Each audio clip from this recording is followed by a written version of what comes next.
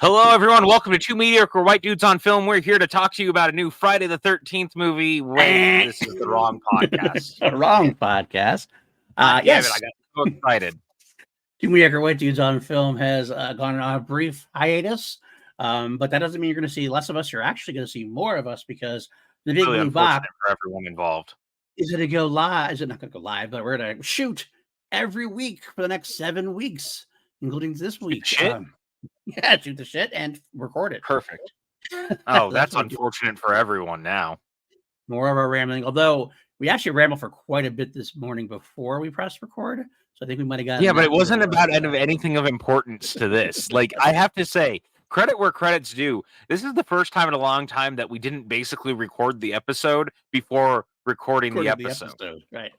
And it's never intentional. It's just that you and I start talking about things in life and the things that are happening around us. You know, yeah, I mean, we don't spend as much time together these days as we would both like, not in a capacity of it's just we don't have the time anymore.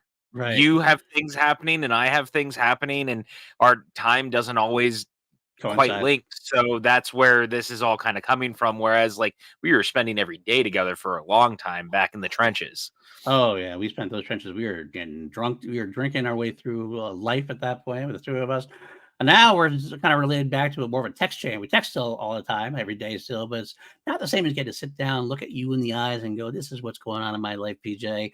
This is what's going on in my life. Ed Harris is a third directorial effort coming. I'm excited.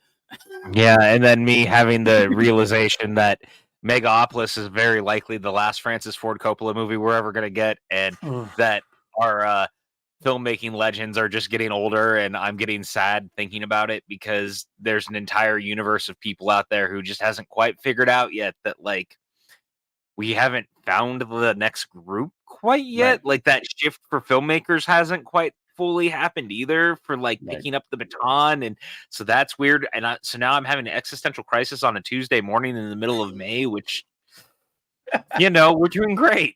We're doing great over here. Wonderful.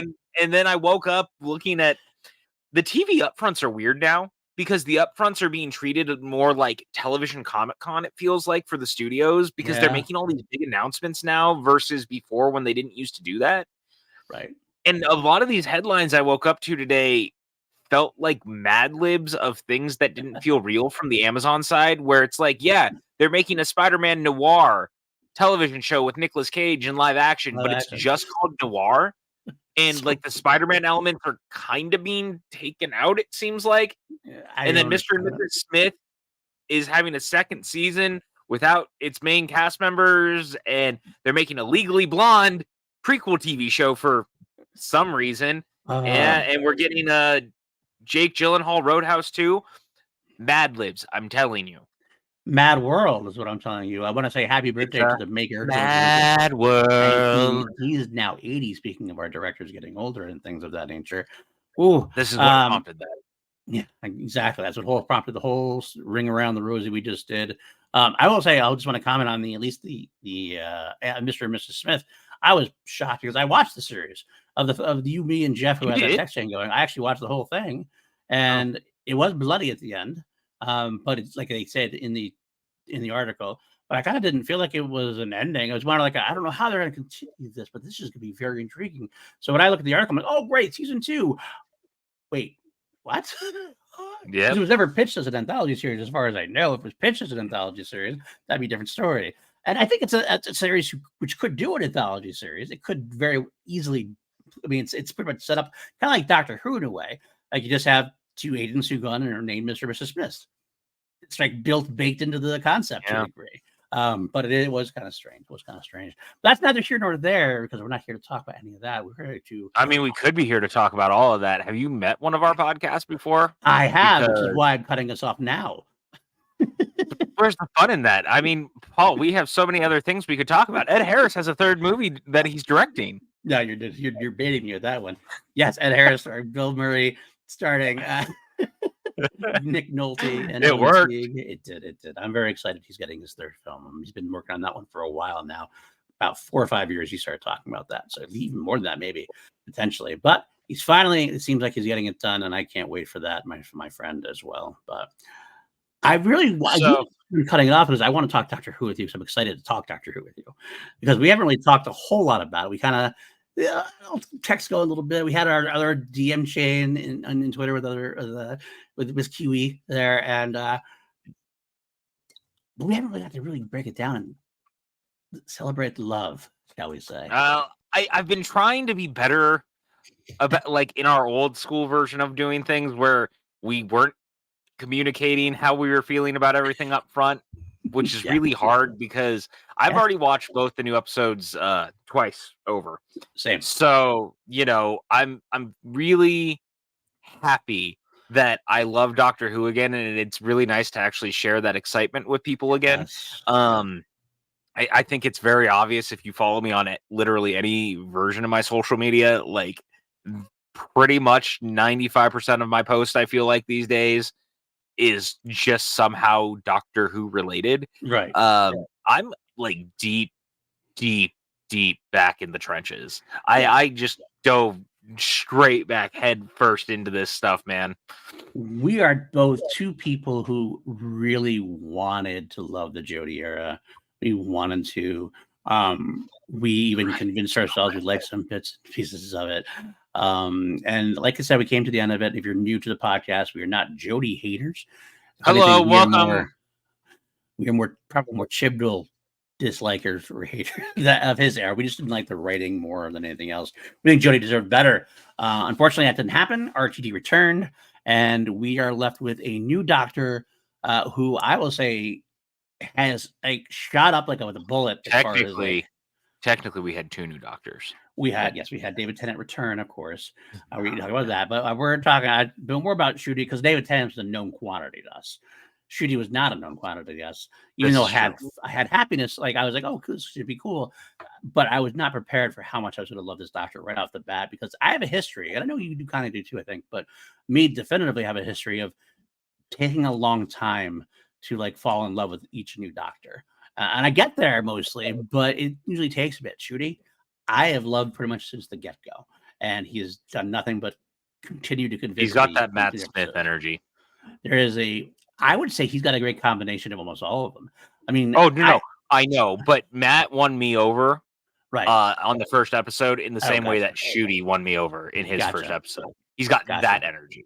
That makes sense. That makes sense to me. Well, he's a young dancing around fool. I mean, as much as my favorite Doctor, Peter Capaldi, would do it. Peter Capaldi was the more older, crotchety kind of Doctor who I loved. But this is there's a reason for that. Character-wise, it made absolute sense from where they were. Now he is where he is because of the rehab he has done. He has really taken himself in, and here we are. So I love it. To your point, and it's something I was pointing out actually the other day on social media, talking about all this, is that one of the interesting things about this Doctor in particular in Ncuti's performance is that it does, I joke that he has the Matt Smith energy, but there is a interesting dichotomy and yin and yang to those versions of the character because they're both the youngest guys who have been in the role. Yeah. And yet one of them was playing it as the oldest man in the universe who was at the end of his life versus the new one who is now basically gone through therapy and come out the other side and is just in love and reborn and has this zest for life and excitement and is playing it young. Right. And so when Matt played it young, it was great, but that entire time you were watching someone very old and very angry and very hurt. Mm-hmm. And it simmered and it sat and he really had those moments, but as as he went on, you have to remember he just got older and sadder and more angry with the universe because it kept taking everything away from him. Right. I love this version of the Doctor because there's literally a line in the new episode of, how do you smile for days like this, Ruby Sunday? I live for days like this. Right. And that line, that read, that all of it, all of the, I can only smile this big because I have lost so much. Right. There's so much underneath this Doctor that is pain, but he doesn't let it stop him. And it's honestly, to your point, the amalgamation of all of these versions of the character. And it's so interesting because in these 3 episodes that we've gotten, technically 4, if you want to count the last 20 minutes or so of the giggle, Right. he has managed to embody every characteristic and taken parts of all these doctors and actors who've been involved and found a way to mold them into this new exciting version of the character that we've really never quite seen. Yeah. So there's a bit of Tom Baker, there's a bit of Paul McGann, there's a bit of Patrick Troughton, there's a here and there, you can see all of it. He's learned 13's empathy. And he's learned how, he's taken the pain of 14 and learned through therapy how to deal with the fallout of finding out that you really were never from Gallifrey. How do you deal with that? It's so awesome, man. This season is amazing. I will say, to your point, I agree. This season it's considered a reboot of sorts, and you don't have to get deep into it. Obviously, so much controversy about this being season 1 again instead of being season 14 or whatever it is. And I think the controversy is silly. It's not that it doesn't really change anything. But at the end of the day, this is a reboot for a lot of reasons. This is a reboot. We're obviously in Disney Plus now as well. And it does a great job out of the gate of being a reboot to bring new people in. This Doctor is different from the Doctor we've had before, but he still has the basis in what has come before. I found a lot of times during both these episodes, I'm seeing some similar beats. They're kind of meant to draw us in. I'm seeing some moments from Eccleston. I'm seeing some moments from Smith. I'm seeing some moments, even some moments from Capaldi, or even kind of the anti-Capaldi in a way, but the knowledge of that. And this has a heavy weight to it. You have to introduce a character. They're trying to get obviously new viewers in. This is part of the debut of Disney Plus is hopefully going to do, but it's a new viewers to a 60-plus-year-old show with 2 big groupings of episodes or runs, so to speak. So to begin again to kind of let people in on that without having that weight drag you down, it's a tough nut to crack. And yet RTD really kind of does it, and does it in a way that makes it seem effortless, which is the best part about it. Because these first 2 episodes are kind of like different parts of a whole. Like this first episode, and we're going to get into the details. We obviously saw Space Babies and the Devil's Chord. Space Babies was a very typical silly first adventure. There was a little bit of weight added on here and there, but overall it was silly. But it was fun. It was adventurous. Second one had a little bit more of that darkness to it, or more of that looking forward to, a little more of that arc going on. But both of them were very successful in being archetypical type episodes that we need. So cheers to RTD for doing what I think was almost near impossible, because you also have the weight of your own successful run on your back. You are considered the father, basically, of the current Doctor Who. Some people like Moffat. I mean, there's that kind of war there, but RTD was always known for being the guy who brought it back and ran with it. So you have your own success. It's like that veteran quarterback coming back for one more run for the Super Bowl kind of thing. It's a lot of pressure. I think he's handling it very, very well. He is. And I got to say, there's a lot of conversation about him coming back, it being on Disney Plus right now. Hey, all of you being real mad about how Doctor Who is right now and the Disneyfication of Doctor Who, I got some notes for you. Maybe rewatch season 1 of the rebooted series. Right. Guess what it is? It's the Russell T. Davies Doctor Who. Yeah. This is not a Disney thing. No. This is a Russell T. Davies is back controlling Doctor Who. And for everyone who was really afraid that or not. Well, I guess afraid is. Don't worry, the Doctor Who won't be woke anymore under Russell T Davies. Once again, rewatch literally his entire run to begin with, Doctor and Who, now to be watch honest. these 2 episodes because hate to tell you, not gonna get better for you anti-Doctor Who wokies out there. Yeah, I don't understand that anyway, because the whole show has been that way. The Doctor has always been inclusive and forward-thinking and progressive. So It has how been since could it be? '63. How could it be otherwise? If it's not, you guys don't want Because Doctor people Who are stupid, Paul. In the same way that they get mad about Star Trek doing the same thing. People are stupid. Pretty ridiculous. I think it does a phenomenal job with what it's doing, and I'm very happy to see. Let's get into these episodes now more specifically. Space babies. Space babies. What I want to babies. say right from the get-go is what a fabulous job they did in the first 5-10 minutes, dropping a whole shit ton of exposition, but doing it well. Space babies. Space babies, yes, while still being entertaining. That's the way. I wonder if I can it. say space babies more times than they do in the episode. You probably almost already have. You probably come close, but they do say it a lot. You're not wrong. Because they're space babies. We haven't even gotten to the space babies yet. I'm talking about the beginning part, but either way, because there's a lot of messages they dropped the first 5 minutes, but yet it was very entertaining still. And that's the way to do it, because it can get dry if you don't like some, especially if you're an old Doctor Who fan, like we are older at this point. We know all the stuff they're saying, but the new audience doesn't. But the new companion doesn't either. So what a great way to just kind of drop those expositionary notes in there. Boom, right off. That's what they always do, right? And it's so funny because actually one of my favorite things about new companions joining the show, I always love seeing the way the Doctor handles a new companion in giving them information of the things that have happened, who they are. And one of the things I really love with 15 already is how forward he's been with Ruby Sunday about everything. In a way that, frankly speaking, 13 really didn't tell any of her companions just about anything. Yeah. Really played things very close to the vest. And so it's very interesting having a version of the character who's being so forward for the most part. Although he is doing some checking on her DNA and kind of some shady stuff, because he knows that stuff with Ruby is not quite right. Right. But I do really appreciate a good, let's exposition dump all about the Doctor Who universe in the first episode, because that's how it always has to go.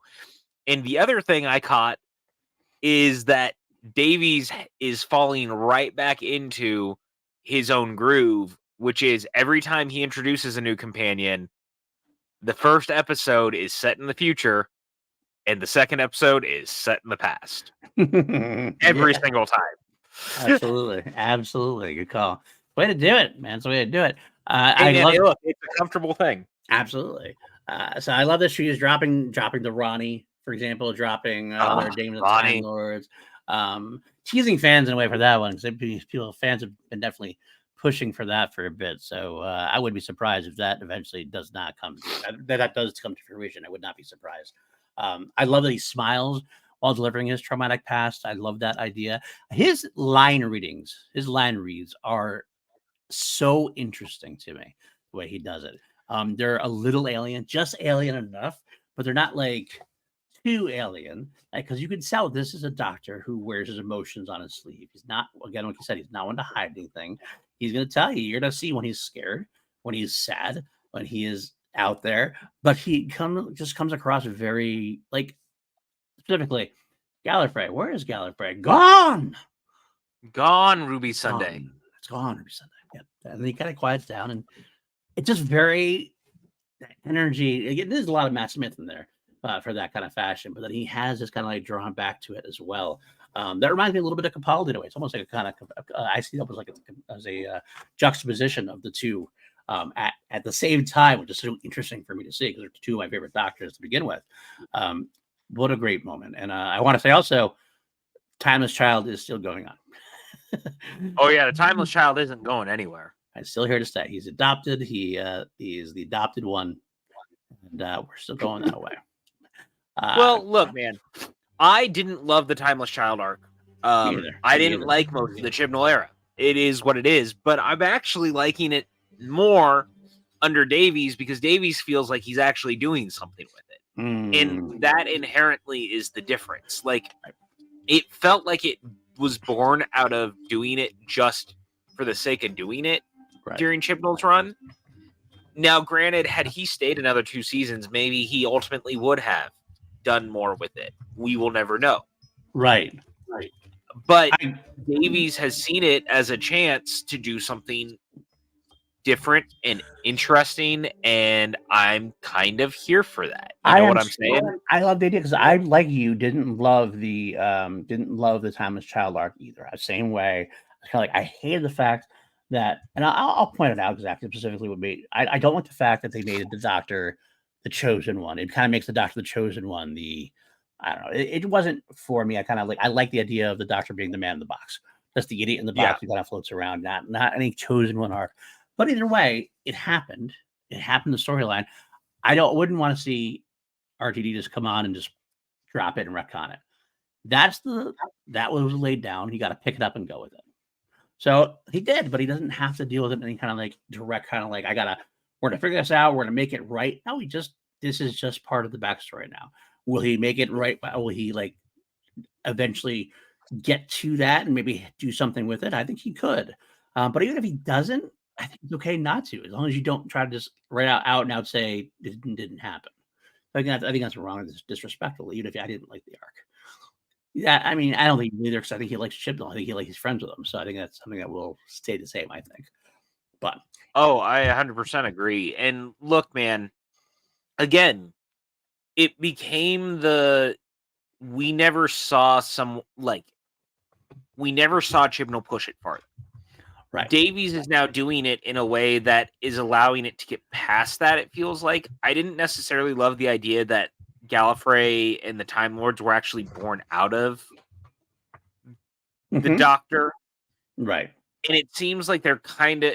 Now, maybe they will lean into that more later. I kind of like that it seems like if we're pulling back and the Doctor is even like, look, I'm an orphan. And they really lean on that, by the way, in this first episode. They really lean in on this idea that he was fully abandoned and he really didn't have a home and he didn't know the people. Like, this version of the Doctor, for all things being equal, is so carefree in a lot of it. And I really love that. Yes. I think it's really changing the way that I look at all of it because it allows it a chance to actually breathe and gives the character this new lease in life, because knowing that he's no longer necessarily the posh Time Lord aliens. Right. Although he still acts a little posh in the best way. Oh, yeah. It's just kind of allowed him to live in a way that we haven't seen the character live in a while. And again, it comes from building off the trauma of 13 and 14. Building off the trauma of 11 and 12. All this getting to the end of your lives only for the Time Lords to show up and be like, no, we need you to save us. So they gave him extra regenerations just to turn on him and try to kill him. Like, right. So there's a lot to all of that. And I really think that in this little bit of time, we're already seeing how freeing ultimately it was. So I have to give a little credit where credit's due. Even if Chibnall didn't see it through, the idea of it inherently, actually, as it turns out, is really not bad. It's just about the execution. Absolutely. It's how it's done. It's always going to be how it's done in a way. I mean, inherently an idea can not look good, but if they're in the right hands, you can make a not looking good idea into something that's cool. My baseline for that will always be Creed. And people, you don't always think about it, but when Creed was announced, you have to remember that was a movie that's logline was basically, hey, remember the hero in the last 2 Rocky movies? Like, he was the villain in the original, and then they became friends, and he was like a hero, and he dies by Russia in the 4th movie, and it's really tragic and sad, and you really love that character. Well, what if he was actually still kind of a shitty person and had an affair and had a child out of wedlock? And this is a movie about the bastard son. And you're like, Right. I'm sorry, the what now? Everything about that sounds not the best. And yet, gold. Yeah. Gold. Although I must say it's kind of funny because I wasn't sure where you were going there. When you said Creed, I'm like, the band? Like, what are you? Sir, Oh. I'm an intellectual. You think I listen to Creed? I was confused. I was very. You shouldn't be. I'm like, The where's fact he that going you with are, this? you've known me way too long to think that if I'm talking about Creed, I'd be talking about anything else. Which is why it was confusing to me for a second. I don't know why. I think Scott Stapp was in the news recently, and I was kind of like, All right, Grandpa, go back to bed. where's he going with You're showing your age. I got to see where this one's going here. This is maybe a chibnall into into RTD thing of stuff right here. But okay, that makes much more sense. Yeah, because Creed, when I thought about it, I was not excited about that movie. It's kind of like, okay, it seems like a cash grab. It seems like a weird kind of sequel, but when you watch it, it's anything but. It's probably the best film. It's one of my favorite films in the franchise now. Probably top 3, maybe top 4. Yeah. So I agree. It's gold. But speaking of gold, how about the return of Murray Gold? Oh, so Murray, good. dude. Okay, I said it during our theme stuff about specials, but I'm gonna say it again. The secret sauce of Doctor Who continues to be Murray Gold. Murray Gold, absolutely, 100%. He knows what he's doing. He feels it right, and that's partially what it's missing from the Jodie era. And that's not. I'm not trying to knock. I don't even know who the composer was, to be honest with you. I don't think it was bad. It just like it's like anybody but Murray Gold is kind of be a tough. Murray Gold's a tough act to follow. And he's the John Williams of Doctor Who. Yeah, 100%, absolutely. I mean, look, I really mean this. Back when I was younger and the reboot was newer, they used to release the season scores like not too long after the runs, generally speaking. Yep. And I had every single one, man. And I can't tell you how often I've listened to season 1 through 4 just alone, and then season 5's. Like, my God, the music in that stuff is just symphonic, remarkable. Another thing I want to say about the first episode there, I'm still talking about stuff in the beginning. We have obviously the gag, the stepping on the butterfly gag, which, by the way, again, some great line deliveries from Ncuti. But I love the fact it's one of those things from Doctor Who that needs to be introduced right away, that you don't think about, that has to be introduced right away. She steps on the butterfly, and then he brings it back to life with a little bit of regeneration energy. Although I wish we did see a little bit of the gold. It would have been nice to have the gold. We didn't see like the gold power trail like we usually do. That would have been nice. But then he comes back on the TARDIS. He's like, oh, I forgot the butterfly compensation switch to the reset click. And it's like, that's just a typical Doctor Who thing. Anything can be answered with a technology push to the button. All the doctors do go, oh, I need to do this, that, and that understands. Because like it's kind of one of those things you bring up. It's like all the time traveling they do, how can they have avoided paradoxes before? Because just by being there, they're changing things. How do they avoid it? Oh, see, easy. The TARDIS has a switch that prevents it. Okay, because you buy it. It's silly. It's a little bit of silly nonsense. I mean, it's part of it, right? Yeah, exactly, right? I mean, in the same way that the chameleon circuit's been broken since 1963, and we just kind of accept that it'll always be a police box. And the same way that we also accept that everywhere they go, everyone speaks common English because the TARDIS just makes everyone speak common English. Right, which they address as well during this. Yeah. All in fun ways. This is actually one of the first moments you mentioned it earlier. This day, they open the window lock when they're in with the space babies, and he showed them that kind of sequence. Space babies. There you go. I gotta say, it reminded me. This is one of those times I got reminded. That reminded me of Eccleston. It's just like the episode, like the third episode or second episode, where he's with the moisturizing lady. He has a similar moment where she watches the sun from the windowsill. It's kind of that moment where the doctor and the companion first understands the depth of what she's getting involved with. And she's trying to, the depth of my mom is 19,000 years away and kind of thing. And of course, we get a second space film, just like Rose got.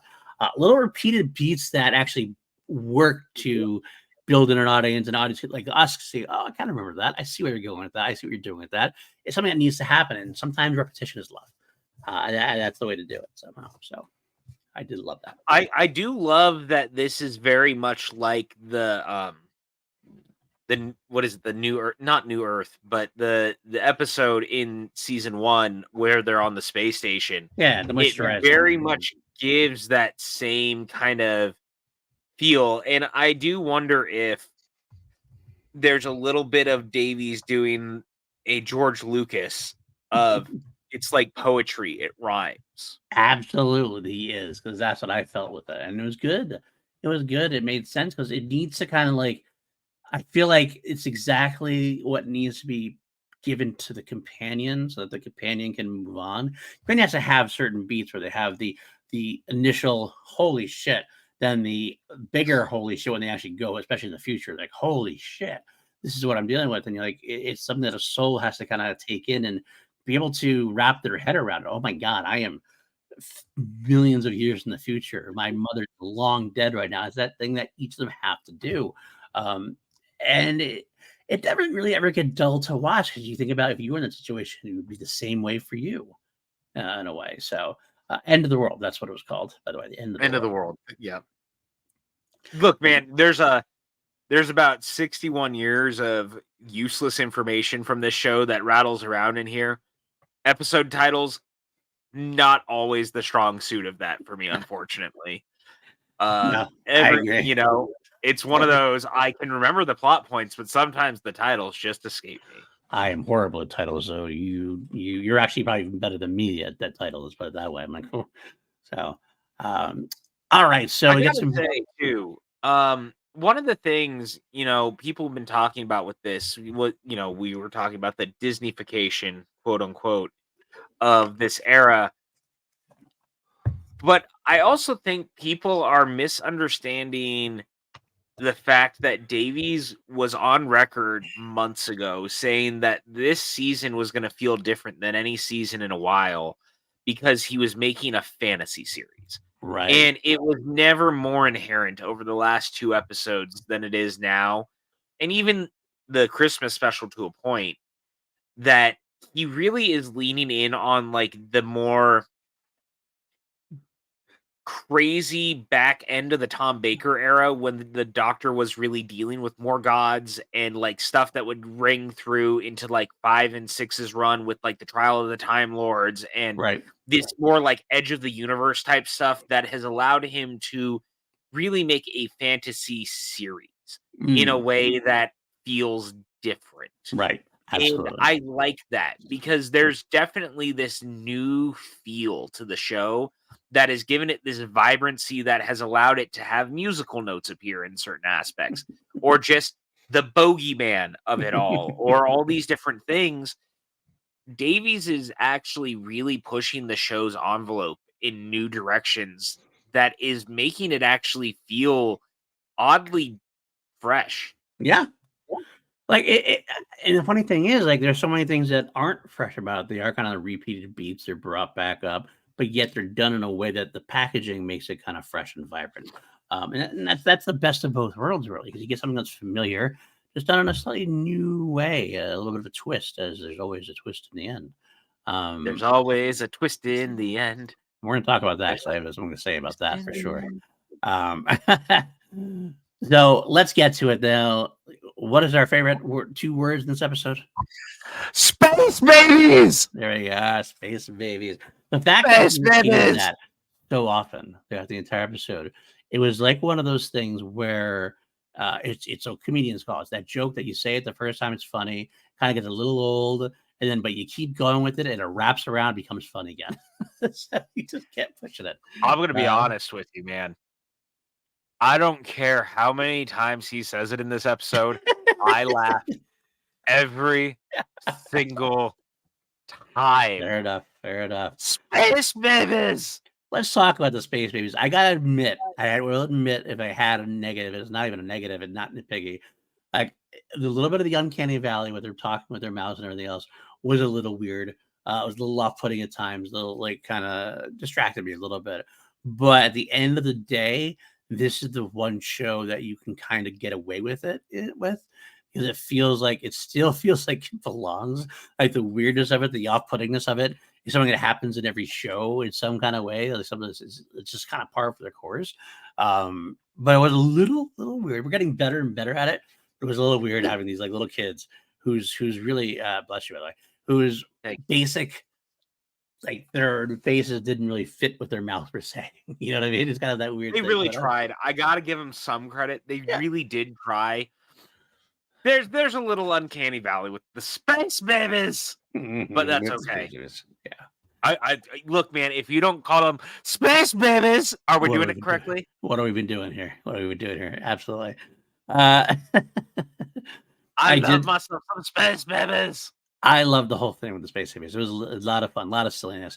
I loved even more. I love the nanny. I gotta say the nanny with the Yeah, filter, voice filter, spot on. I expected it to be a computer. It kind of felt like the whole thing was like it was going to be a computerized thing when they introduced the actual human behind the nanny. Like, oh, okay, this is intriguing. That fucking voice filter was funny as hell, though. I don't always love that style of humor, but man, every oh my god, time dude, I was dying. I was dying. Like waste products and expletive, and every time they had the filter on, it made me laugh more and more. As I wanted her to say more. I wanted to know what she was saying sometimes, but I think we knew what she was saying other times. But so funny, so fun.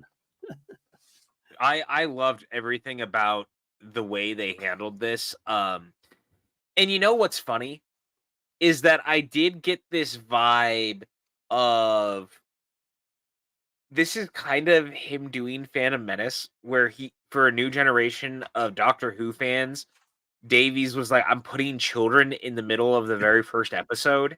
And he Yeah, also does it in some capacity in the Christmas special, yeah.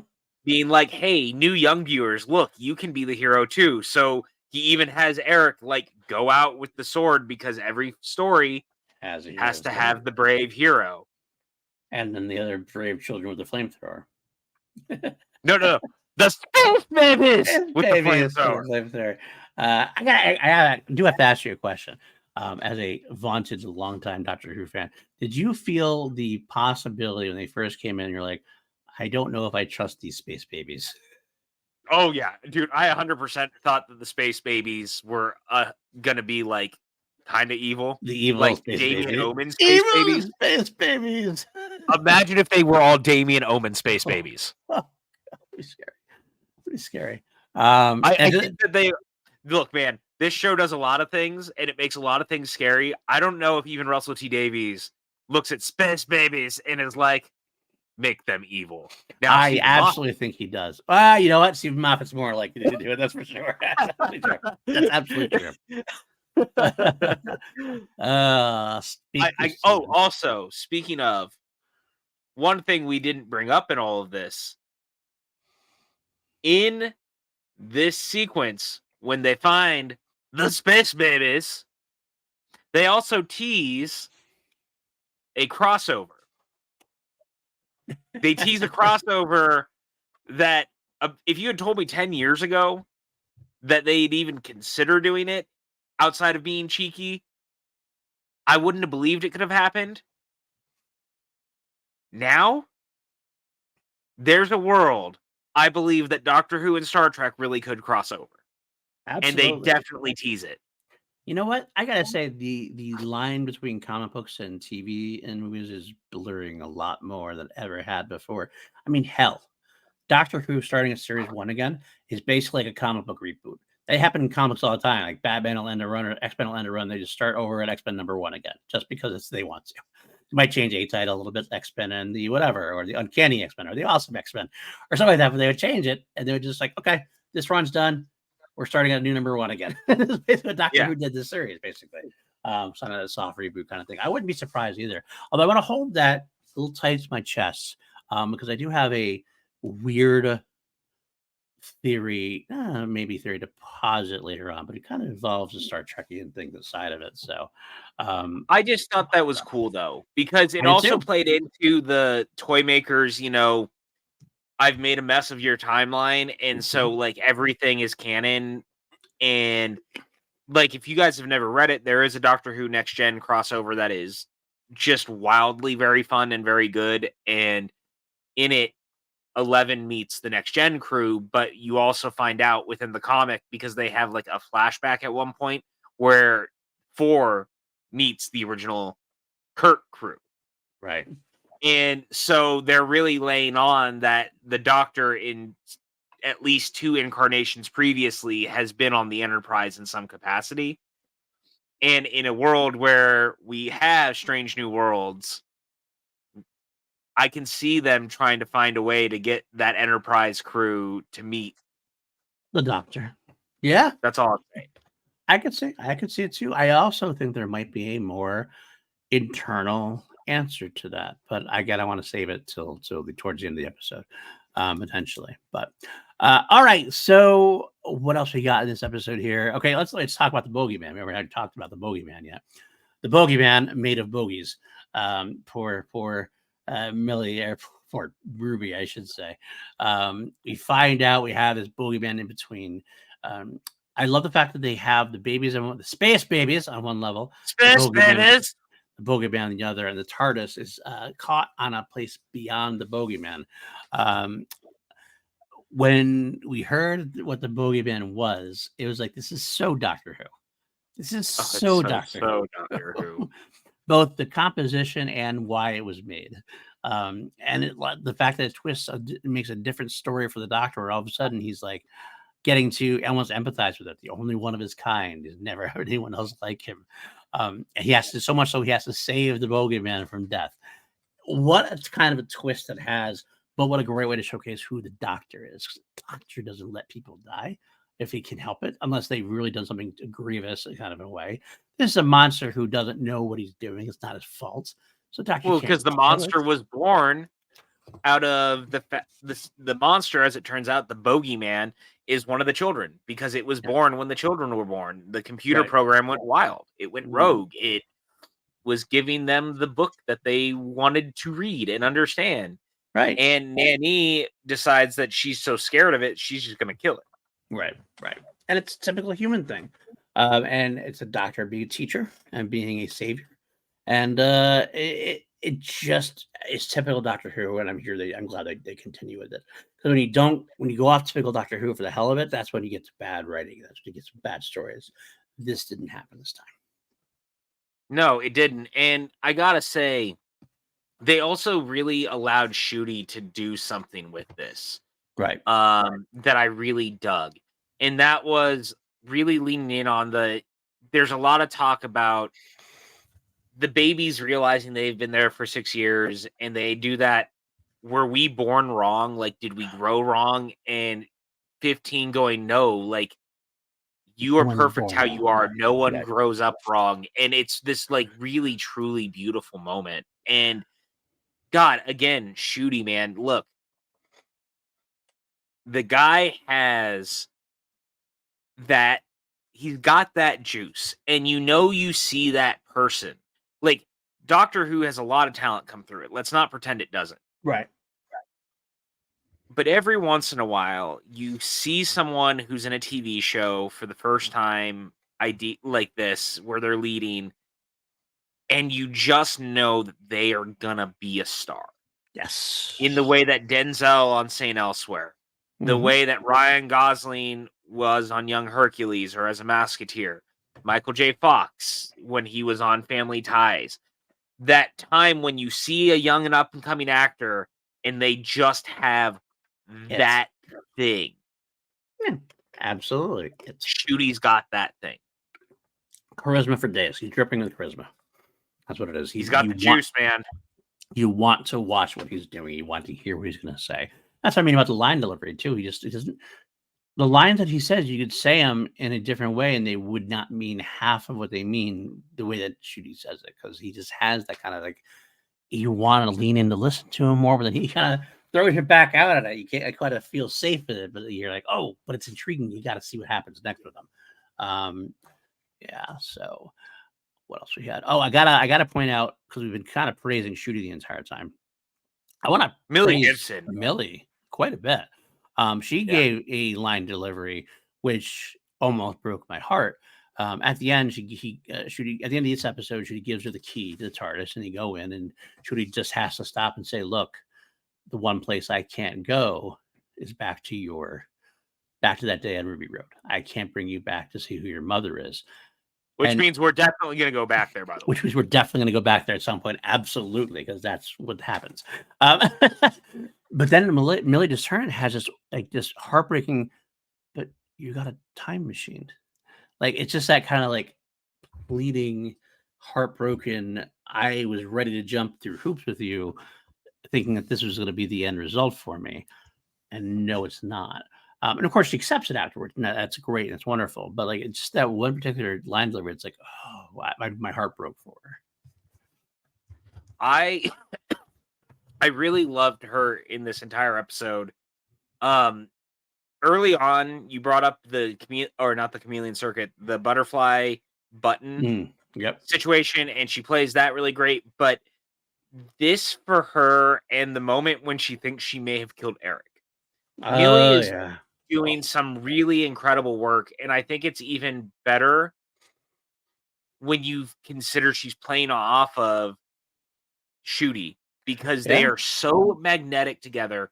This is already quickly becoming my favorite part, TARDIS pairing.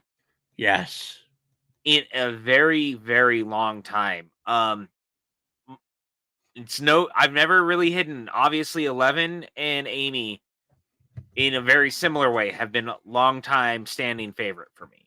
I love the pairing. I love the world. I love the story around it. But something about this version plays so different. And I'm really curious how it's going to continue going down, because obviously we know she is going into next season, as they have very made clear that she is hugely involved in season 2. Yeah. Unlike the rumors had stated initially. So I'm just so curious, because Millie is doing some really incredible work, and I really do see where Davies was coming from when he cast her. Absolutely.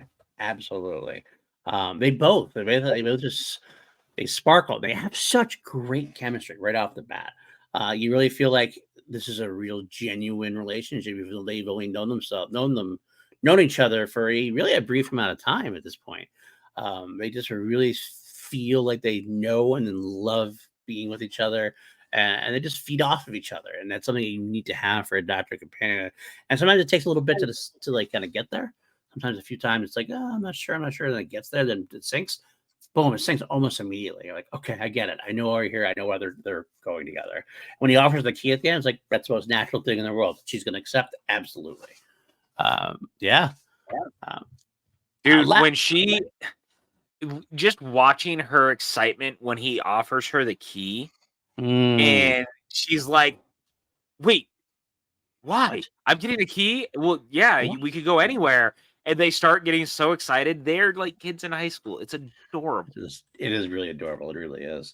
We should touch on the last bit of the episode where you mentioned it before. They get back to home for Ruby, and the doctor's kind of giving some other lip about posh space lords. It almost gives his name away. The cat. And we find out the doctor is scanning her, much like the time when 11 was scanning Amy, trying to figure out what's going on. So we should see where that comes from, especially with what we learned a little bit in the second episode. But we're going to get there in a few minutes. That, and we should also touch base on the fact that one of the most important parts of the episode, which we haven't really talked about, is the slip back in time.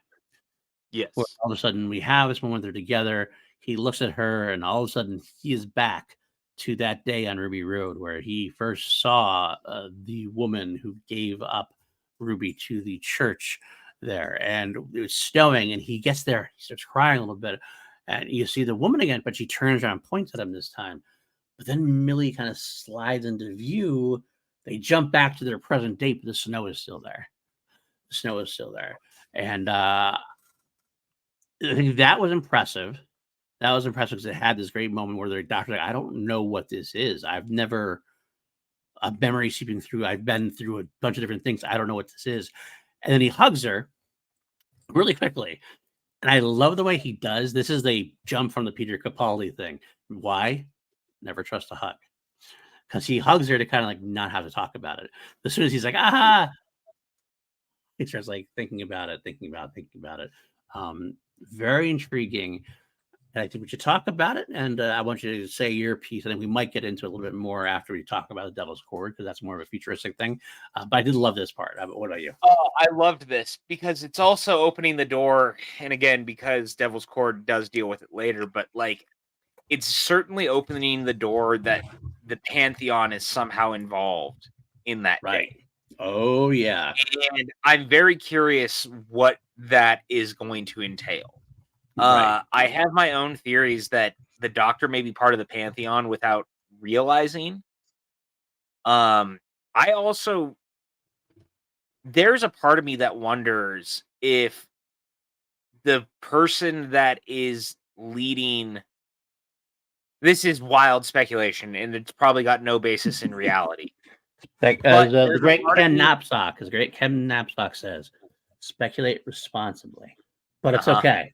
As long as you don't get upset when your speculation does not come true, that's the Oh, only thing no, that I matters. don't. I We never don't. do. But there's an idea of what if the Valyard is part of the Pantheon, and we're seeing because as we are aware in the canon, the Valyard is like an alternate Anti-doctor, evil the doctor. anti-doctor, yeah. Yeah. And I could see a world where maybe the Valyard is involved in this. And I just it's just an interesting thing because they spent, the Ronnie, the pointing out all of these characters to bring up so much of Susan in the next episode too. Now, also, that's the other side of the coin is it could just as easily be that Susan has gone to the other end of the universe or the edge of the universe and changed. The more that I think about it, the people breaking the fourth wall all are Pantheon gods. Yeah, and that guess who happened. broke the fourth wall? The Doctor. The Doctor. Exactly. We're gonna definitely get some more of that. I think at the end of our talk about Devil's Chord, we're gonna go into some futuristic stuff. No, for sure. Yeah. But anything left it's all about kind of ties to this scene. Right. Okay. In some capacity. You know what I mean? Because you have absolutely. I'm kind of looking at it all now in one big vacuum. Yeah. But I loved the moment. The way that the mother, it definitely gave me more of a creature vibes, by the way. Like there's something unearthly Right. about the thing that left Ruby. Right. And the way when they turn and point Right. is so creepy and so weird. And Judy's so good at the eye tear thing, man. Yes. That dude, he can cry on command in the craziest ways, and I love it. I think either my son or my wife, I can't remember which one, said how this doctor cries a lot. Like he does, but it's actually so very because he wears his like I said before, wears emotions on his sleeve. It's powerful. He's very powerful. Out of each of his tears is a good solid moment of what's going to come. So, any last bits about Space Babies before we move on to Space Babies? I just love good? saying it. I want to find out. I want to say Space Babies as many times as I can before we're done here. I think this might be your last chance. We're going to the Devil's Chorus now. So that doesn't mean anything. Have you met me? I always find a way to run back to things. That's true. All right, let's move on to Devil's Chord. So, Paul, are you saying that we are done with Space Babies? I am saying we're done with the Space Babies. Yes. But that's not nearly as fun. How can I say Space Babies if we're no longer talking about the Space Babies? You're just committing to the bit a little hard now. A little hard, PJ. I am, because the show committed to the bit. So if it's good enough for the show, it's good enough for me. Fair enough. Fair enough. Well, I will say it is maybe silly of me to say this because there's only been 4 episodes of shooting so far, 3.5. Yes, whatever. There has been, basically 4 episodes, 3 overall. Of course, one is the Church on Ruby Road. Right. The second, of course, is Space Babies. Okay. So Space Babies. And the third is the Devil's Chord. Space Babies was probably my least favorite of the 3 as far as the shooting era goes. And that's saying something because I really enjoyed it. But I want to say Devil's Chord, my favorite. What did those Space Babies ever do to you? They weren't the Devil's Chord. That's pretty much what it was. I loved this intro, and I'm going to say it right off the top of the bat. I have never watched an episode of RuPaul's Drag Adventures, whatever it's. I don't even know the name of the show. I don't do any of the reality RuPaul's Drag Race, you old white man. Yes, I have a very old white man. Never watched it. I mean, I don't watch. To be honest, I don't watch almost any reality type show. That's not my thing. My wife watches them, but I never have. Oh, I do now. You can thank my better half for that. Well, that's the way. If I have seen any, it's because she's watching. That's the only reason why. But either way, I had no idea who Jinx Monsoon was. I remember hearing that Jinx Monsoon was going to be a villain in the episodes, and that Jinx was like wonderful. I never heard of him. So I see Jinx Monsoon in this beginning, and I'm like, oh my god, my show might be in my top 3 villains of all time, or top 5 villains of all time that quickly. I loved this character. I loved this god-like character. Jinx has a way of like delivering lines that's very, and I don't know if this is something that's in the show as well. It's this like delicacy, and then it gets to this growl.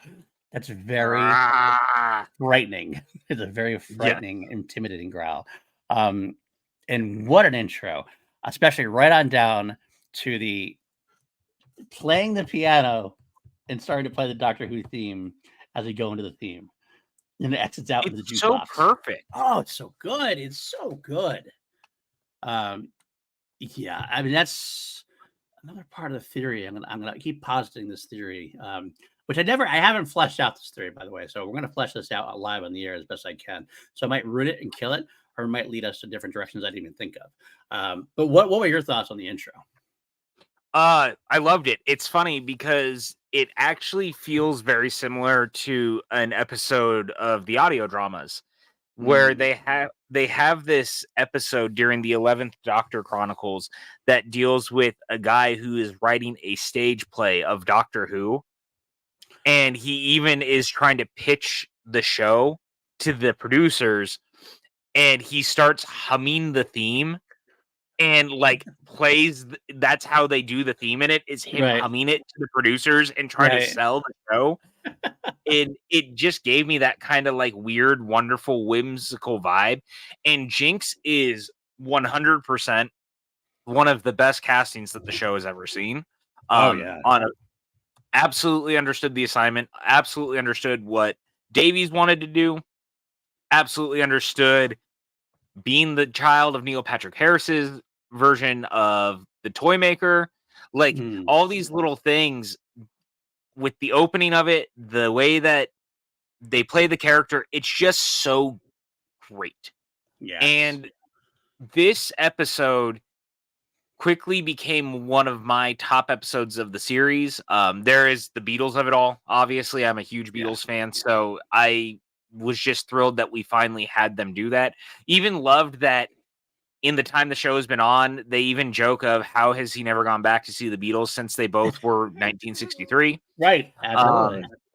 I love that. I love that it plays into that of the, I actually just live right over there. And I'm living with my granddaughter right now, right over there. So all that is great. And it really builds into a really special episode of TV that really also shows that Davies coming back is not like a fluke.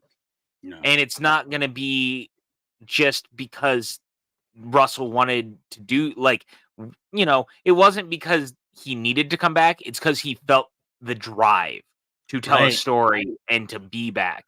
And I'm really loving that. Yeah, I agree 100%. Same thing too. It's one of those things like, how has he never seen the Beatles?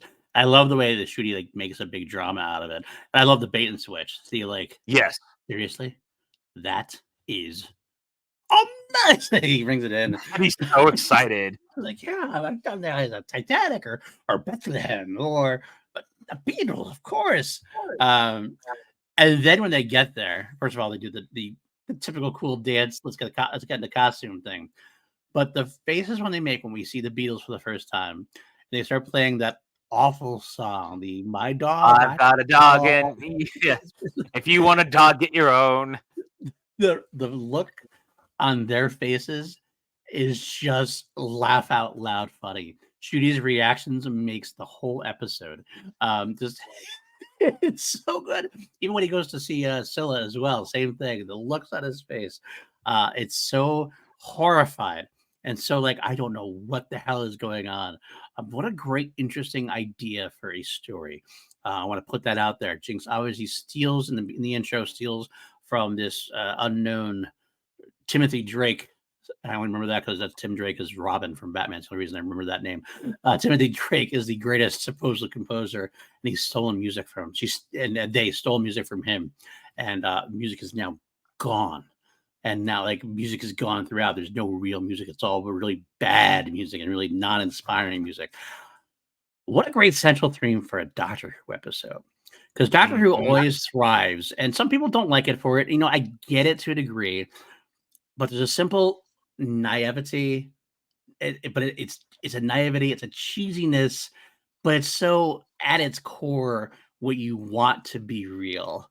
You want the fact, and the fact that in your heart that music is something that does change the world, that does change who you are, it does like inspire you and love you. And if you didn't have music in the world, it would be a drab, dreary, offensive place to live in. I love everything about that. Yeah, and I like that it also had the wibbly wobbly timey wimey aspect. I mean, obviously, you're always going to have I love the whole. Well, Doctor, the world didn't end in 1963. Like, I'm proof. I grew up listening to Beyonce and all that, and it's like, yeah, you haven't changed because you're around me. You're now time traveling. Things are different with you.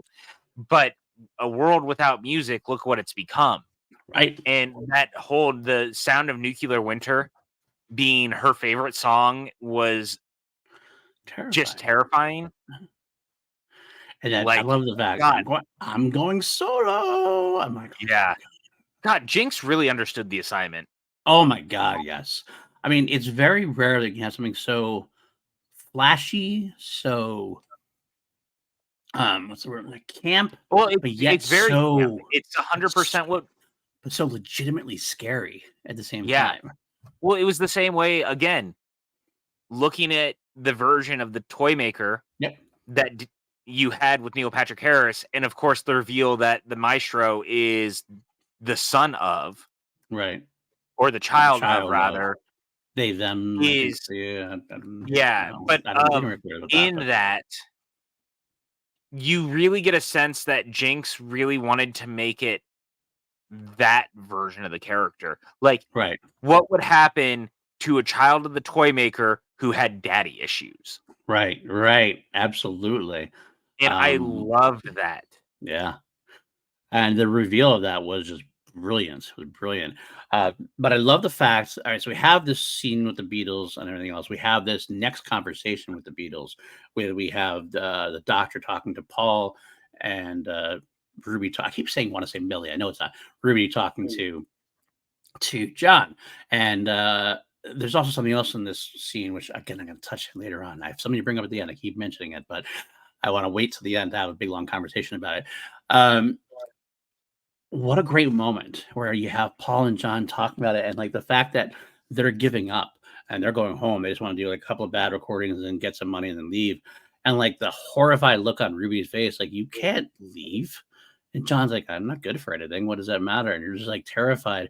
But then Paul makes that moment where the Doctor pulls it out of him. There's something deep in his soul that he wants to get out.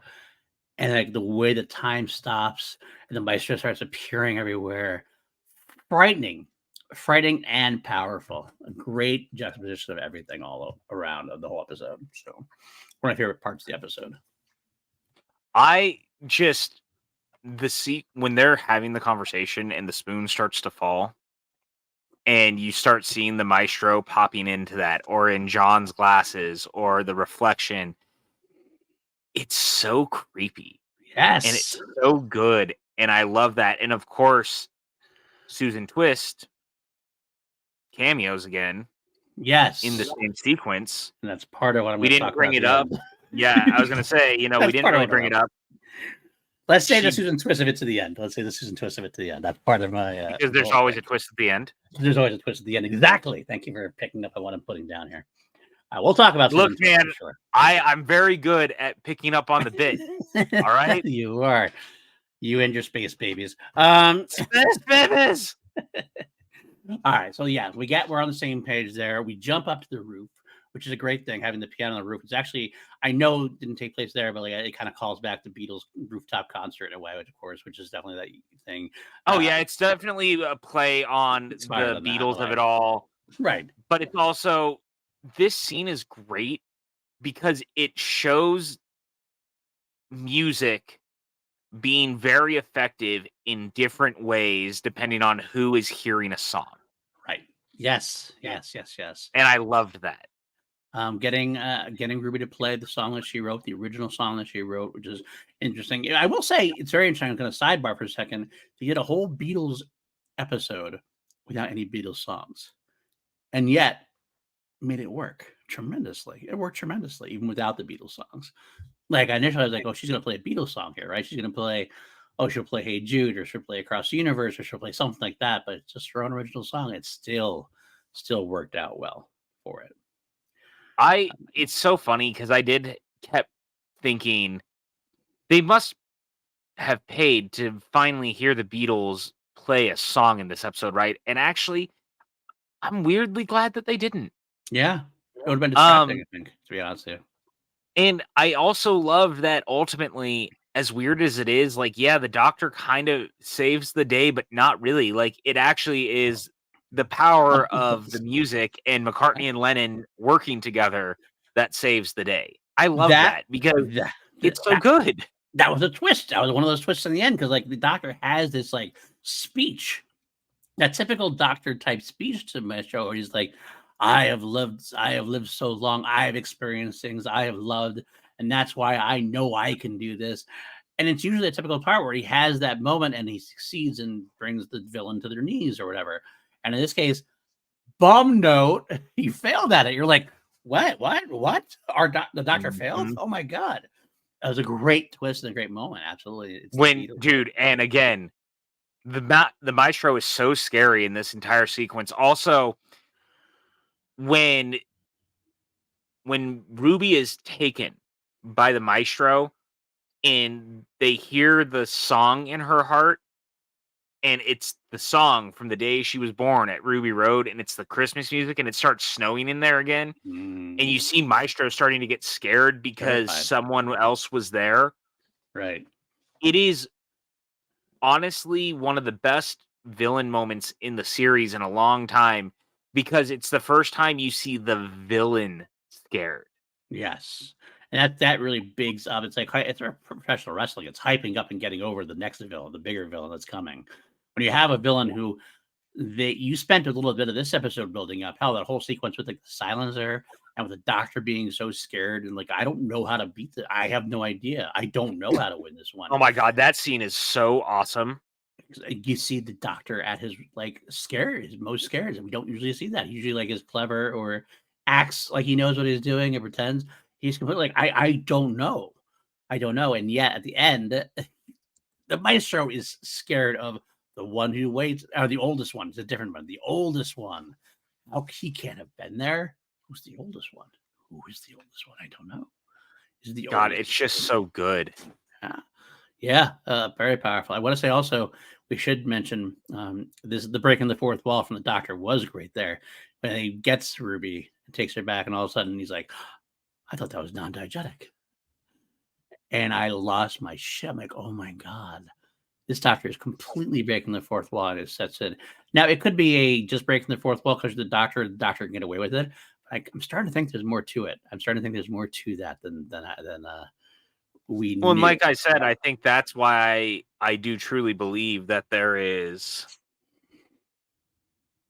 something to the Doctor potentially being part of the Pantheon, because the only people currently breaking the fourth wall in this show have been the gods. And that's very interesting to me. Yeah, 100%. The battle is great. We do, like we said, the failure. And Lennon McCartney saving the day was one of those ultimately cheesy, but definitely works, right? It's definitely one of the things that works completely for it. Get that magic chord in there, like, oh, this is wonderful. Boom. Yeah. Well, I also love that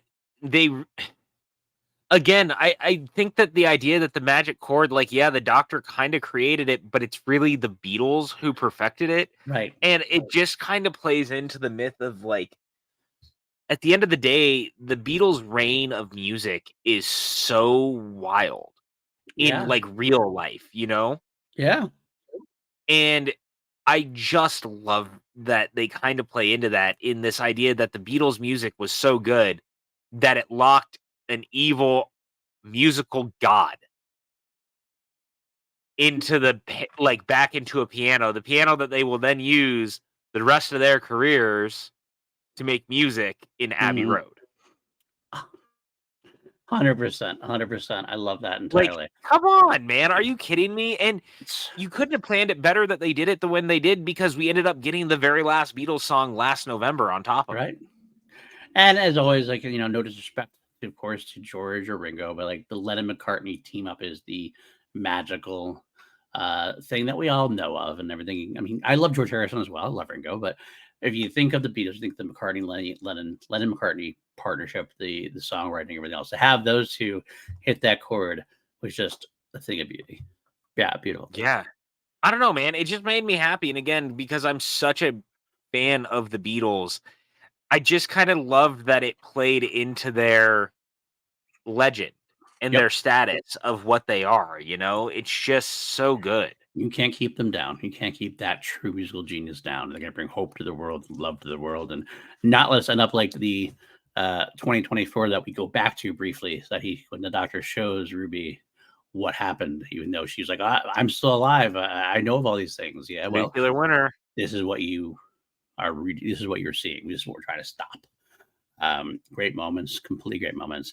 When Lennon and McCartney defeat Maestro. Maestro goes down. Of course, that's when Maestro says, "The one who waits is almost here," which is separate, very separate from the oldest one, the one on the right night of her birth. He can't have been there. I definitely think they're different. They're different creatures potentially. That's my thought. But we'll get there. They definitely could be. I could also definitely see them being the same. I could. And the idea that, well, because again, one of the things that Maestro is learning as they go is that, oh, the Time Lord can actually go through time. I don't Hmm, think that they believed that until maybe. they met him. Possibly. But he does And say that. The Maestro, I mean, they do say right. that when goes, oh, so you stepped into one thing and stepped out Uh-huh. another. And so this idea, because, obviously they've been teasing since the meet that someone is coming, and this idea that I have to think if he was there the night of Ruby Road, not the meet, Mm, the whoever this person is, even the Maestro is like, well, if they were there that night, then they're coming. If that right. makes sense. Like they will be there at the end. And I actually kind of get this idea that we're not going to get the answer until next season. Well, I think you're wrong. After an interview that RTD has, I read an interview or I saw, it was a quick interview where he specifically said, we're not going to do that thing where we lay it all out and go, oh, we'll figure it out next season. We're getting answers this season on all of it. That's what he Oh, said. interesting. So I'm like, okay. I really so having not read that interview, I was kind of going off the fact that they were already well into shooting season 2, enough that I could have seen it as one longer story arc, especially because the season is shorter Mm-hmm. this time around. Mm-hmm. So there was a part of me that thought that maybe when you do it this way, it was more like part part A, part B of the storyline, Right. and That's what I kind of thought that too. still could be the Okay. case. But with getting a lot of the answers, but not necessarily concluded. Could be. And that's what he basically said answers. That's more like he said. Like he specifically Yeah, mentioned the Susan Twisted all we're going to talk about shortly, and the Raw and the Ruby, like her situation. And supposedly we should be scared for Ruby. That's what he said. That's what he said. well, We I should mean, to be fair, I think we already all are. Yes, and I don't think we are exactly the thing. I want to go back real quick. I thought this is why I think they're different. They said that he can't have been there, the oldest one, he can't have been there. And then we say the one who waits. That seems very pronoun free in a way, because I think the one who waits is Susan. Right. That's my Susan, not Susan Twist, Susan Foreman. The granddaughter of the doctor is the one who waits. That's my thought process on that. I think the name dropping of her in this episode was definitely more than a red herring. I think it was kind of like a way to introduce her to the storyline. I think we're doing a lot of going back to the beginning of things, and it would make sense that she is the one who waits. He promised to come back to her and never did. And here we are. That's not 20 years true. later. They met Well, he again in never the Five Doctors. true, but he didn't come back for her. No, he didn't come Per back se. for her, but they did meet again, and like they Okay. did have. Now, granted, a lot of the times with the multi-doctor stuff, they really play it up in this idea that once the timelines have unconverged, that the memories are kind of wiped of the Right. situation. Right.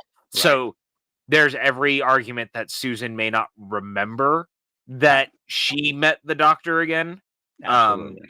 But they definitely, I mean, even then, that was in the 80s, the last time that Susan even met the doctor.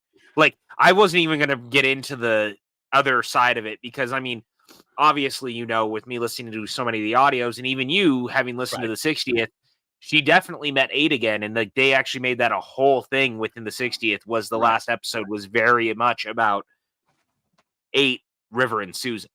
Absolutely. And while I actually do respect the audio dramas, and I know RTD likes them and everything else, I do kind of have the feeling more and more there's going to be kind of a Dave Filoni situation where he says, I like and respect them, but if I want to do a story that maybe contradicts them, I'm not going to shy away from it. That's the feeling I got from recent. Well, I mean, I also think that he did it, even if he does it that way, he already gave everyone a get out of jail free card.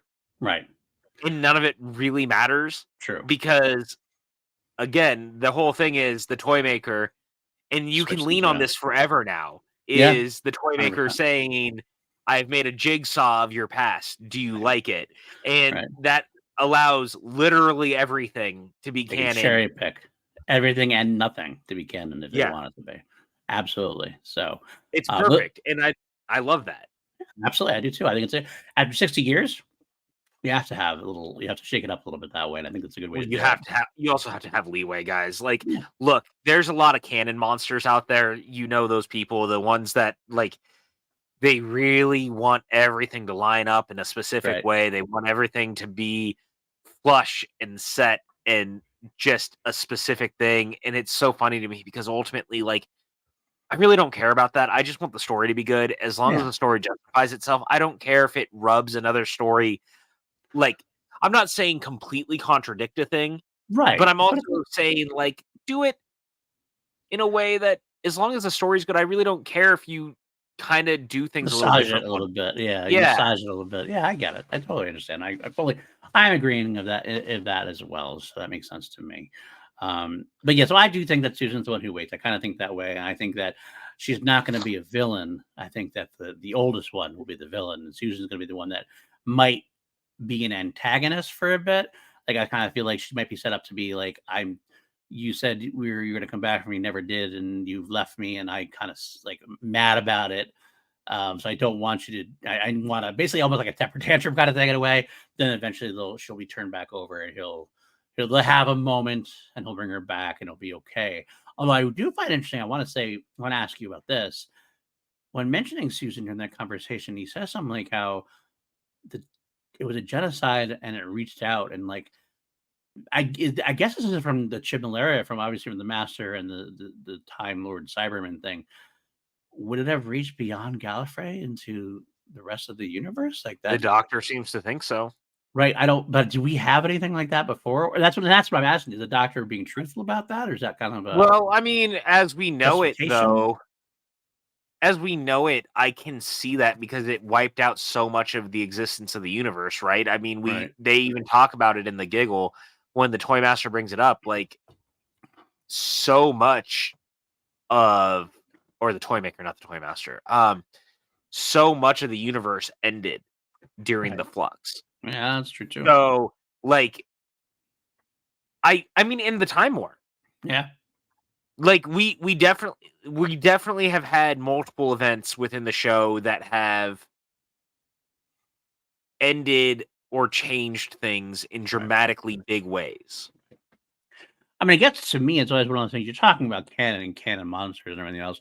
It is one thing that kind of always plucked me about the entire RTD era, even the whole reboot. They based this whole thing on him being the last of the Time Lords because of the Time War, everything else. But yet Susan was always there on Earth, so he was never really the last Time Lord as far as we knew, unless something happened to Susan and we didn't know about it, kind of thing. So it's kind of interesting to bring it up now. Again, does it ruin anything? No, it doesn't ruin anything for me at all. But it is an interesting just point with them bringing Susan back so heavily in the forefront of our minds now. I don't know. It's just very interesting, and I think too the other thing is ultimately like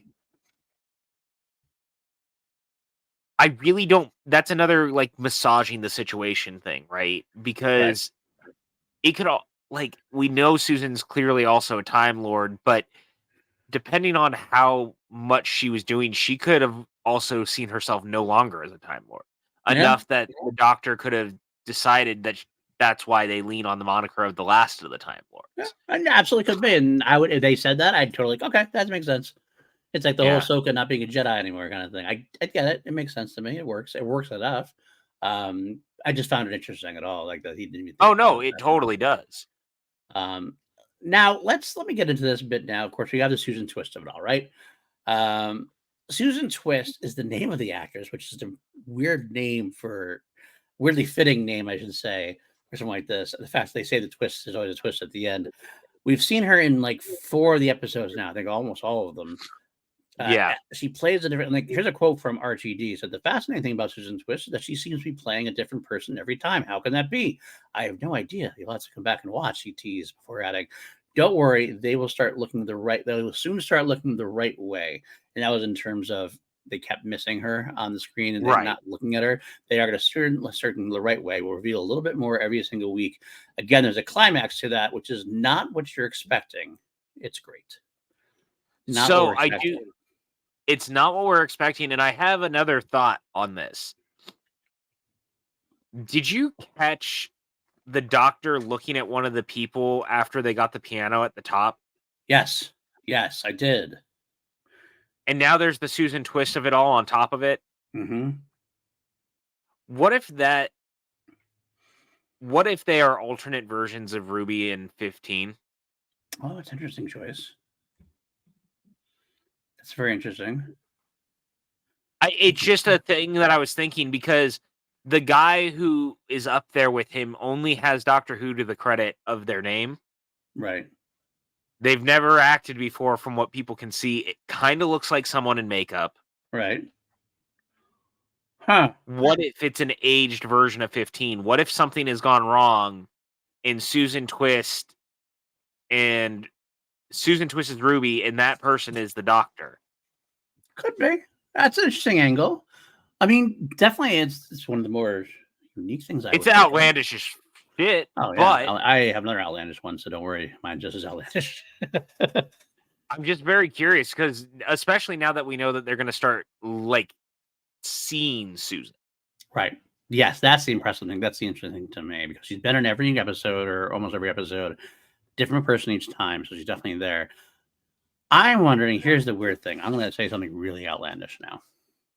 Really outlandish, I think. And I don't even know if this is how they can make this work, but I'm kind of almost wondering is if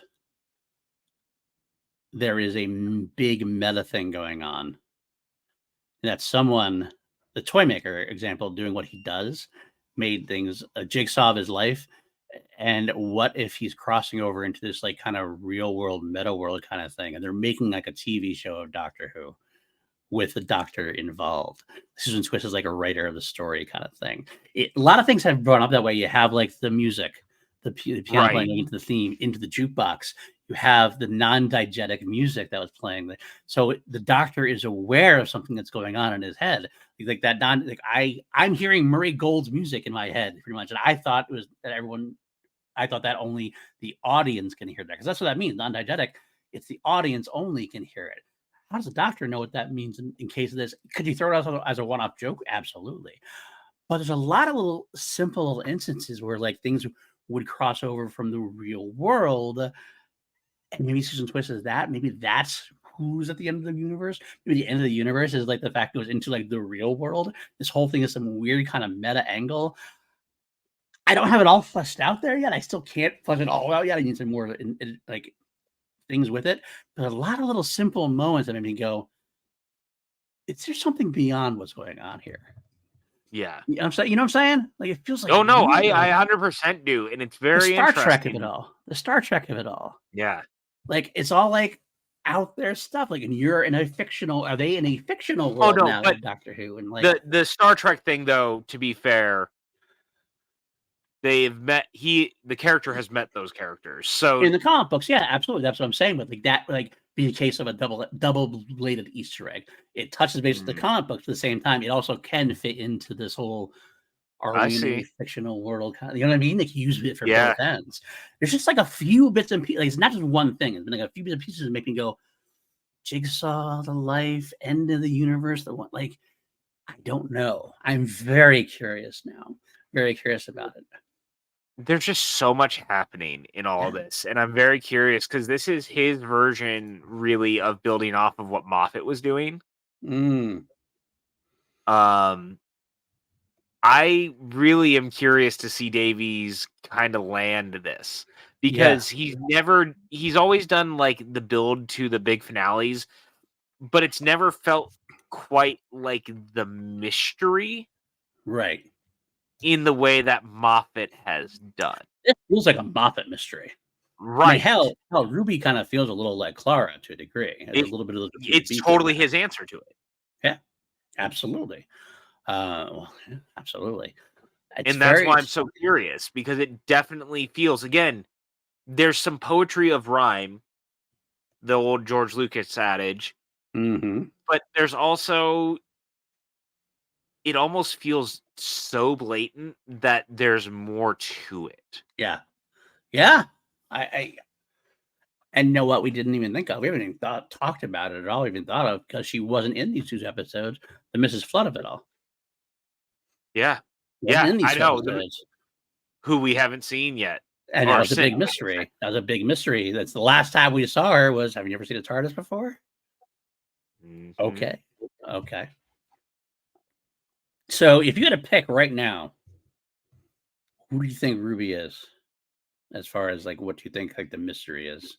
I honestly don't know. Um, there's a part of me that wonders if she is a trap made specifically for the Doctor, Mm-hmm, mm-hmm, um, by the Pantheon. Like, maybe this is all a thing that has to happen in order for them to get a thing. I don't know mm-hmm. what that thing is, but I also don't think that quite fits because if that was the case, the Maestro would have been more aware of Ruby, I feel like. Agreed. Agreed. Um, and did not seem to be.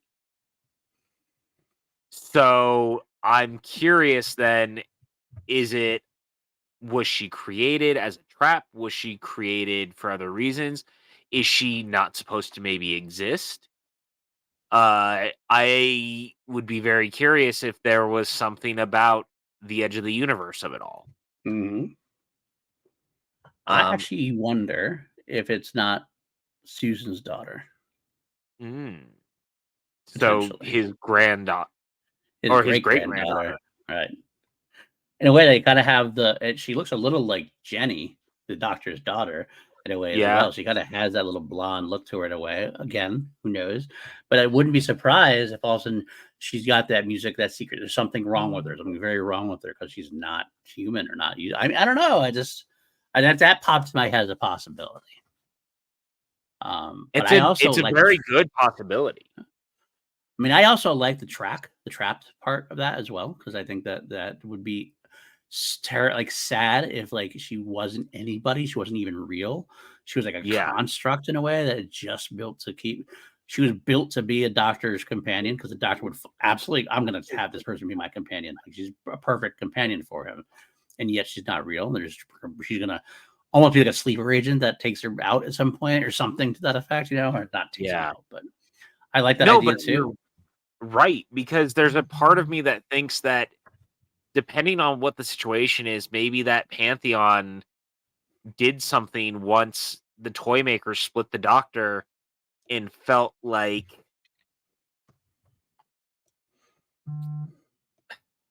trying to figure out how to say it, but Hmm. maybe they felt the need to try to kill the Doctor again, because they also really leaned in on the fact that in this episode they talk about, hey, look, when I regenerated, my soul was split in half. I cannot quite literally survive that again. Right. Can't do that again. I cannot do that again. And he's so terrified of the gods because he knows that he only gets one trick with them. Right. Right. Absolutely. And so maybe there's a part of that her creation is like a bigger trap to try to kill him. What if, and this is all us pontificating on air, what if this is RTD tackling the timeless child? Yeah. As part of these, maybe he is from the end of the universe kind of thing. Yeah. And was brought there by somebody, whoever that is, the oldest, maybe the oldest one, or maybe the one who waits, maybe the one who's been waiting for his return to where she left him kind of thing. It could be an interesting way to tackle it. The other wild out there theory that I know it would never happen, but the one who waits could also, it's funny because you know who else waited? Amelia Pond. That's actually where I went initially with my Susan theory of the one who waited, because I could feel like when we had that episode, it was like if you take that episode and spread it out to a series length or whatever, she probably would have been more of an antagonist, because she basically became kind of an antagonist for a bit, but it was only one like 40-minute episode, so it was kind of a quick return in a way. Having her stretch that out, she'd probably become an antagonist for more of the time before returning at the end, kind of thing. And we are doing a lot of like not repeat, like reprising of beats, so to speak. Yeah. So I wouldn't be surprised you bring that in that way. Yeah, it was just a thought I had. I mean, I don't think there's any world that even makes sense, but I mean, the girl who waited.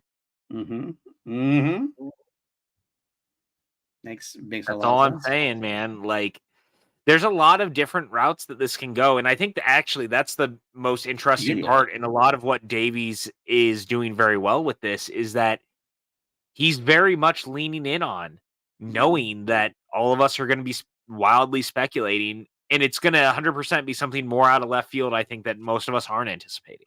Yeah, so he kept saying it's nothing that you're going to be expecting. So, I don't know what we're expecting. So that's the problem there, RGD. Yeah, like I love that he knows that though. And he, like Moffat, he's just such a huge Whovian and like an old school Whovian. It's definitely going to probably ultimately tie back to the original era, which I think is good because we're starting to see more of that, obviously. Even I gotta give credit where credit's due with Chibnall, man. Like, the whole Power of the Doctor was the first time in a long time I felt like we were really bridging the gap between classic Who and new Who in a lot of ways. And so now we're seeing more of that in like Russell T Davies making sure that like Unit is going to be more involved by bringing in Mel, like doing these little things that allow the show, both past and present, to mingle together. Right. And I got to admit that, because really until then, until Chibnall, they really pretty much just, not like they didn't do it like purposefully disavowed, but they really didn't bring up anything in the classic era almost at all, except for like the other villains than bringing in themselves. Sarah Jane. And that's true. Sarah Jane was the one different. That is true. But most of those, they were pretty much avoiding it. It felt like, not like, I guess avoiding is a strong word. I'm not saying they were like shunning it, but it feels like they were just making it its own kind of thing without having to rely. They treated it like what the term reboot originally was supposed to really mean, basically, which was a soft sequel that basically felt like a fresh start in a world that you already knew. Right. Reboot has considerably changed in meaning and tone over the years. And this version of it is now doing the legacy sequel thing in a way that you know what I mean? Like, Doctor Who, when it came back in 2004, felt like the reboot of that era, which was you were going to do a fresh start. You're going to let anyone get on board. It was going to be a big return for a show that people liked, but it had been gone for a long time. So you didn't rock the boat. You wanted new viewers. You bring in a little bit of hints and nods to the original series, but you don't outright really go for it.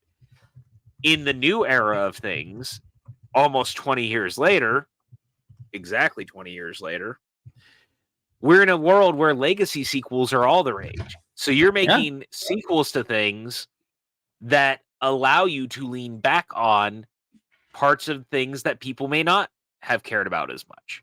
Absolutely. And that's what Davies is doing. 100%. 100%.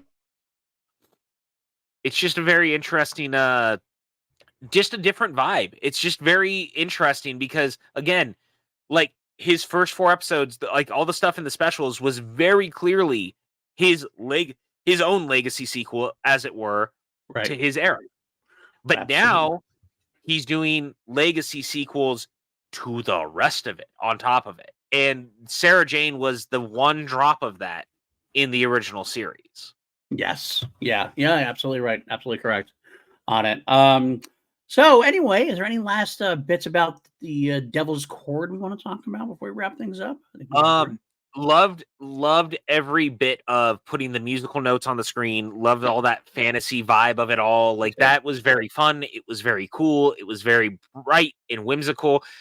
And that is my big takeaway from a lot of this season already. We're only 4 episodes into the Ncuti era, as it were. I am going to continue kind of putting the giggle at the beginning of it just because he is in it so much. Yeah, absolutely. And the giggle also leans in on a lot of exactly what I'm talking about, where we start to see the more like gods of the universe at the edge of the universe ramification stuff, including this more very fantastical element that I'm really quite enjoying. I like this fantasy sci-fi thing. I think it's really changed the feel in a fun way while also very much still being very much Doctor Who. It just feels like Russell is like cutting open and letting loose and going, I'm gonna go full kind of like 70s camp, but I'm going to mix in some fantasy elements that you don't necessarily see in the show that I probably honestly would have done more of on like Sarah Jane than I would have done here. And I love that. I think it's fun. I think it adds heart and feel in a way that we just hadn't seen in a while. And this episode in particular really just drives that point home. I would agree. I would say that for me, this is kind of like I think I made it clear that during the specials, while Blue Yonder had a special place in my heart because of some of the things it did. This is kind of a similar feel for me. I like this. The Devil's Chord really kind of hit that home. I had the right vibe of horror, terror, but also relationship and comedy, a little bit of comedy too. Yeah, it just felt like Doctor Who, and it just feels so good to have Doctor Who back. And I mean that like Doctor Who. You're right. Feeling like Doctor Who. Well, I mean, and I've been saying it forever on social, right? It's so funny how much I just love loving Doctor Who again. And it's never meant to be like a dig at Jodie because, again, Jodie was never the problem. She was great in the role that was totally underwritten in the wrong way. I mean, Chibnall handled everything about season 1 the wrong way in writing everything for a male doctor and then just tossing Jodie into it. It was a huge mistake. I think it really underwrote the character. I think that her seasons are messy because I think that there's too many people in the TARDIS at one time that I just don't care about. They just didn't build it the right way. We just never really got there in the Jodie era. And it's a bummer because she's a great actress who really gets the role. Still desperate for RTD to find a way to bring her back. I agree. I hope she does because I think she would sparkle with the right writing. I agree. It's almost like the Chibnall era tried to do the Justice League, like just put everybody in there and then get everybody involved. But it just means there was less time for people to really get into. So I agree. I didn't like anybody. I loved them more separately. We got them paired down. It was like, okay, I see what's going on here. Oh, I like this person now. In the end, I liked it, but just didn't have enough time to really function in a way. And part of it is also, I think, and I don't know why I'm harping on the Chibnall era still, because we're traumatized to a bit. I hated the fact that he like tried to create so many new villains and stuff, and he was like, "I'm going to have no old villains in there," and it just felt like it just created more of a detachment from the show. Everything changed, including the writer changed, the cast changed, the music changed. Everything was like different, so it had a uphill battle anyway. So you take out some of the villains, like at least keep something similar, so you could have something to like kind of hold on to hang your hat on. RTD's era, It feels so much more like a It feels like the loving. kitchen sink era. It does. It's like we're gonna bring it all in there. We're all gonna tie in and love it. So next week we get the return of Stephen Moffat, which is good to know. Which we should bring up. There was news. There was news news. yesterday. Go and ahead. to that point, we're not getting just one Stephen Moffat episode this year. We're getting dose. Because he is also, shockingly, the writer of the Christmas special. Which is impressive. I didn't think he would do this one in a way. Not just that. When did Davies ever allow someone else who was not the showrunner write the Christmas special during his tenure? This is kind of a huge thing, and it's Moffat's 50th Doctor Who script. Right. He is potentially teased it's his last. I don't believe that, but he is teasing it as potentially because it's 50 scripts, and you can't really. Great round number. It's a great round number, and that's a lot of scripts. Like that's a lot of Doctor Who. Right. But I love this. I think this is awesome. I think he probably means it. He's probably like, oh, okay, this will be good. But I think eventually he'll be drawn back in. That's basically what's going to happen, I think. But I'm excited about it as well because there's some people who love Moffat. There's some people who don't like Moffat, and that, your miles may vary. But I think almost everybody. We're Moffat fans. Absolutely. I love Moffat. But I think that almost all of us will say that some of Moffat's best work was when he wrote episodes under the RTD banner and era. So getting these two together again, having a Moffat written episode in a RTD produced or showrun show, that is a good thing. I do love that as a way to go. So I'm happy about that. I'm very happy. And I love it because I've made it no real secret that I also think Moffat's Christmas specials actually felt very Christmassy. Yeah. They always felt like they earned their Christmas feel. They always felt kind of attached to the holiday, not just happening at the holiday. Right. Which I really appreciate. And with this one being called Joy to the World, this is where we're going to meet the new companion for next season as well. The second companion. And I'm so curious what it is about Moffat in particular that made Russell go, man, that's the story for the Christmas special. You want to do that? Like, let's do that. Yes. I'm you know what I mean? Like, I love that. And it also gives me a slight, it makes me look at Davies in a different light in a good way. Just because there's a lot of talk in tabloids and things like that. And even a lot of the stuff that Chris has said, where sometimes I feel like people get a weird idea of Davies being a little bit of a control freak. And this is a weird kind of step back. And it makes me go, man, I think he's a lot more willing to play with others in a way that you don't always give him that people don't always give him credit for. So I'm stoked about that. And I'm excited that the Christmas special this year is written by Stephen Moffat. I just think that's so goddamn cool.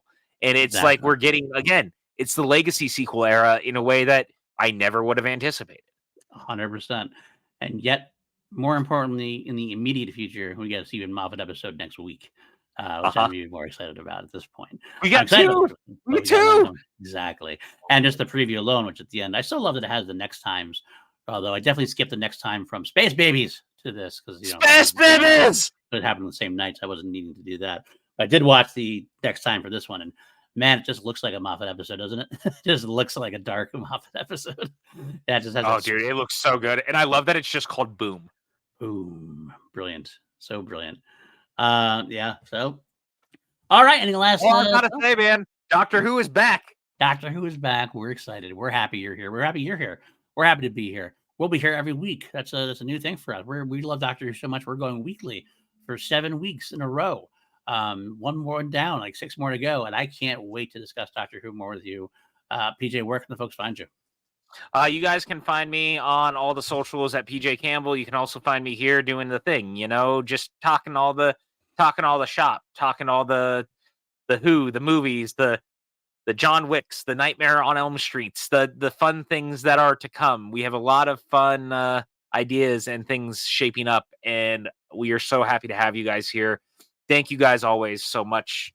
Like, we really try not to use the other podcasts as a platform for Doctor Who. So the fact that we have this like small Doctor Who podcast on the side is really freeing and really nice because it allows me to go full Whovian in the best way. Whovian, Also, let's go Rangers.